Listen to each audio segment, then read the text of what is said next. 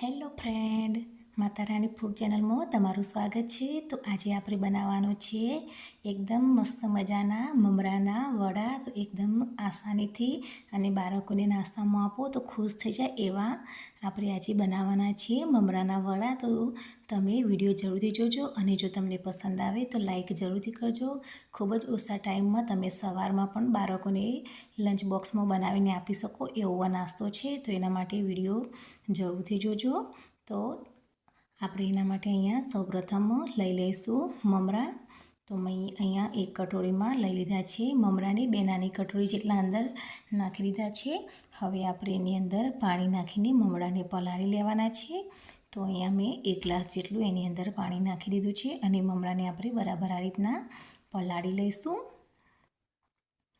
હવે આપણે એની અંદરથી વધારાનું પાણી કાઢી લેવાનું છે અને હવે એની અંદર મેં અહીંયા 2 ચમચી જેટલું દહીં નાખી દઈશ.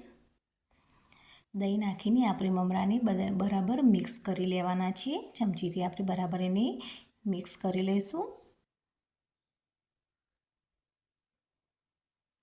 તો આ રીતના બરાબર મિક્સ કરીને પછી આપણે એને ઢાંકીને 10 મિનિટ માટે રેસ્ટ આપી દેવાનો છે. તો બરાબર મિક્સ થઈ જાય. હવે આપણે એને ઢાંકી દઈશું અને 10 મિનિટ માટે રેસ્ટ આપી દઈશું. તો 10 મિનિટ જેવું થઈ ગયું છે. હવે આપણે એની અંદર થોડોક 1 નાની કટોરી જેટલો રોટલીનો લોટ ઉમેરી દઈશું ઘઉંનો. સાથે મેં ભાખરીનો લોટ કરકરો જે હોય 1 વાટકી જેટલો ઉમેરી દીધો છે. સાથે આપણે એની અંદર મસાલા નાખી દઈશું. તો અહીંયા મેં હળદર, ધાણા જીરું પાવડર, લાલ મરચું પાવડર અને મીઠું સ્વાદ પ્રમાણે નાખી દીધું છે.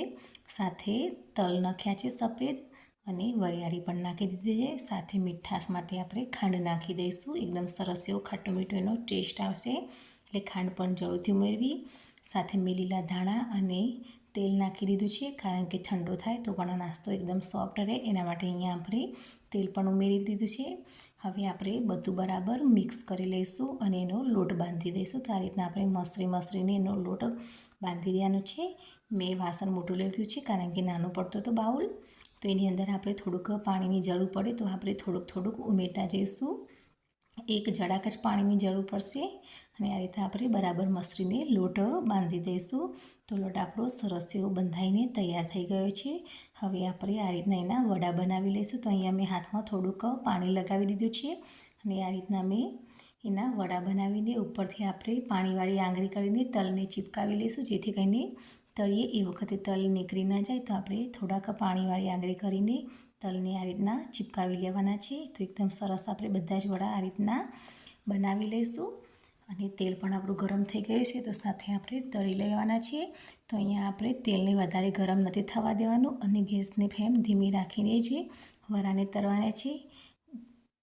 તો આપણે જો ગેસની ફ્લેમ તમે વધારે રાખશો તો અંદરથી કાચા રહી જશે એટલે ગેસની ફ્લેમ ધીમી રાખીને આપણે એને ધીરે ધીરે જ બધા વડાને તળતા જવાનું છે. તો આપણે નખીને તરત એને હલાવવાના નથી. થોડી વાર આપણે આ રીતના જ એને ચડવા દેવાના છે. તો 2 મિનિટ જેવું થાય. હવે આપણે એને જોઈ લઈશું અને તો તમે જોઈ શકો છો કે એક સાઈડથી આપણા વડા બનીને તૈયાર થઈ ગયા છે. હવે આપણે એને સાઈડ બદલી દઈશું આ રીતના. તો બીજી સાઈડથી પણ એકદમ સરસ એવા બની જાય. તો આ રીતના આપણે એને ગોલ્ડન બ્રાઉન કલરના થાય ત્યાર સુધી આપણે એને ચડવા દેવાના છે. તો હજુ આપણે થોડાક એને કડક થવા દઈશું અને ગેસની ફ્લેમ ધીમી જ રાખવાની છે આપણે. તો તમે જોઈ શકો છો કે આપણે વડા બનીને તૈયાર થઈ ગયા છે. એકદમ ગોલ્ડન બ્રાઉન કલરના આ રીતના થઈ ગયા છે. તો હવે આપણે એને કાઢી લઈશું. તો આ જ પ્રોસેસથી આપણે બધા વડાને બનાવી લેવાના છે. તો અહીંયા બધા જ વડા બનીને તૈયાર થઈ ગયા છે. તમે જોઈ શકો છો કે એકદમ સરસ મજાના ઉપરથી તલવાળા દેખાય છે. તો તમે આ રીતના તોડીને જોશો તો ઉપરથી એકદમ ક્રન્ચી અંદરથી એકદમ સોફ્ટ એવા આ વડા બનીને તૈયાર થાય છે. તો બાળકો પણ ખૂબ આસાનીથી ખાઈ શકશે અને ખૂબ જ મજા પડી જાય એવો આ નાસ્તો છે. તો તમે બાળકોને લંચ બોક્સમાં નાસ્તામાં એને આપી શકો છો. તો તમે પણ એકવાર જરૂરથી બનાવજો અને જો વિડીયો પસંદ આવે તો લાઈક જરૂરથી કરજો અને સબસ્ક્રાઈબ પણ જરૂરથી કરજો. Thank you.